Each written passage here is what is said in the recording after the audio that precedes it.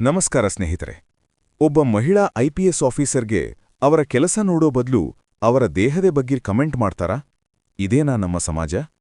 ಉತ್ತರ ಪ್ರದೇಶದ ಮಿರ್ಜಾಪುರ ಜಿಲ್ಲೆಯ ಐಪಿಎಸ್ ಅಧಿಕಾರಿ ಅಪರ್ಣಾ ಕೌಶಿಕ್ ಪ್ರತಿದಿನ crime control, law and order ನೋಡೋ ಜವಾಬ್ದಾರಿ ಹೊತ್ತಿರುವ ಧೈರ್ಯಶಾಲಿ ಅಧಿಕಾರಿ.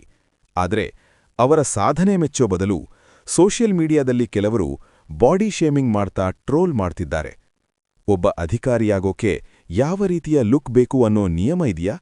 ಅಥವಾ ಅವರ ಸಾಮರ್ಥ್ಯ, ಕೆಲಸ, ಧೈರ್ಯವೇ ಮುಖ್ಯವಲ್ಲವಾ? ಅಪರ್ಣಾ ಕೌಶಿಕ್ ಅವರ ಕಥೆ ನೋಡಿದ್ರೆ, ಬಿಟೆಕ್ ಮುಗಿಸಿ ಗುರುಗ್ರಾಮದಲ್ಲಿ ಪ್ರೈವೇಟ್ ಕಂಪನಿಯಲ್ಲಿ ವರ್ಷಕ್ಕೆ 18 ಲಕ್ಷ ಸಂಬಳ ಪಡೆಯುತ್ತಿದ್ದರು. ಆದರೆ ದೇಶ ಸೇವೆಗಾಗಿ ಆ ಕೆಲಸವನ್ನ ಬಿಟ್ಟು ಯುಪಿಎಸ್ಸಿಗೆ ತಯಾರಿ ಮಾಡಿ 2018ರಲ್ಲಿ ಪರೀಕ್ಷೆ ಪಾಸಾಗಿ ಐಪಿಎಸ್ ಅಧಿಕಾರಿಯಾಗಿದ್ರು. ಇತ್ತೀಚೆಗೆ ಅಪರ್ಣಾ ಕೌಶಿಕ್ರವರು ಇದ್ದ ಒಂದು ಕೇಸ್ ಅಪ್ಡೇಟ್ ವಿಡಿಯೋ ಮಿರ್ಜಾಪುರ ಪೊಲೀಸರು ಇನ್ಸ್ಟಾಗ್ರಾಂನಲ್ಲಿ ಅಪ್ಲೋಡ್ ಮಾಡಿದ್ರು. ಆದರೆ ಅದಕ್ಕೆ ಬಂದ ಕೆಟ್ಟ ಕಮೆಂಟ್ಗಳ ಕಾರಣ ಕಮೆಂಟ್ ಸೆಕ್ಷನ್ ಅನ್ನೇ ಆಫ್ ಮಾಡಬೇಕಾಯಿತು.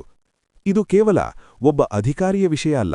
ಒಬ್ಬ ಐಪಿಎಸ್ ಆಫೀಸರ್ಗೆ ಇಂಥ ಕಮೆಂಟ್ಗಳು ಬಂದ್ರೆ ಸಾಮಾನ್ಯ ಮಹಿಳೆಯರ ಪರಿಸ್ಥಿತಿ ಹೇಗಿರಬಹುದು ಅನ್ನೋ ಪ್ರಶ್ನೆ ಮೂಡುತ್ತದೆ. ಅಪರ್ಣಾ ಕೌಶಿಕ್ ಅಂಥವರು ಮಹಿಳೆಯರ ಸುರಕ್ಷತೆಗೆ ದಿನರಾತ್ರಿ ಶ್ರಮಿಸುತ್ತಿದ್ದಾರೆ. ತಪ್ಪು ಮಾಡಿದವರನ್ನು ಅರೆಸ್ಟ್ ಮಾಡಿ ಸಮಾಜಕ್ಕೆ ಪಾಠ ಕಲಿಸುತ್ತಿದ್ದಾರೆ.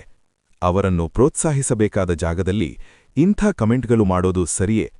ಬಾಡಿ ಶೇಮಿಂಗ್ ಅಂದ್ರೆ ಕೇವಲ ಮಾತಲ್ಲ, ಅದು ಒಬ್ಬರ ಆತ್ಮವಿಶ್ವಾಸವನ್ನು ಕುಗ್ಗಿಸುವ ದೊಡ್ಡ ಸಮಸ್ಯೆ. ನಿಲ್ಲಬೇಕು. ಸ್ನೇಹಿತರೆ, ಒಬ್ಬ ಅಧಿಕಾರಿ ಅನ್ನೋದು ಅವರ ಲುಕ್ನಿಂದ ತೀರ್ಮಾನ ಆಗ್ಬೇಕಾ ಅಥವಾ ಅವರ ಕೆಲಸದಿಂದಾನಾ? ನಿಮ್ಮ ಅಭಿಪ್ರಾಯ ಕಮೆಂಟ್